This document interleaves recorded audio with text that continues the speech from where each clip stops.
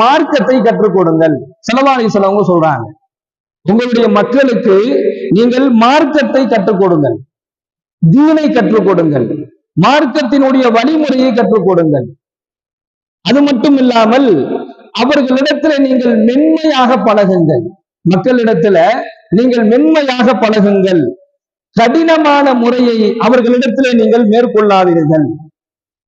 கடினத்தை யாரிடத்திலுமே நீங்க காமிச்சிடாதீங்க. உங்களுடைய குழந்தைகளிடத்திலேயோ, உங்களுடைய பெற்றோர்களிடத்திலேயோ, உங்களுடைய மனைவிமார்களிடத்திலேயோ, உங்களுடைய உறவினர்களிடத்தில், உங்களுடைய நண்பர்களிடத்துல என்ன செஞ்சிடாதீங்க, எந்த நிலையிலையும் கடினத்தை காட்டாதீர்கள் என்பதாக நபிகள் நாயகம் ஸல்லல்லாஹு அலைஹி வஸல்லம் அவர்கள் சொல்லி காண்பிக்கின்றார்கள். அப்போ இந்த மார்க்கத்தை நாம கற்றுக் கொடுக்கக்கூடியவர்களாக நாம் மாற வேண்டும். அதுக்கு இந்த மார்க்கத்தை பத்தி நாம தெரிஞ்சுக்கணும். அதனாலதான் ஒரு நாளைக்கு ஒரு முறையாவது ஹதீஸ்களை தெரிந்து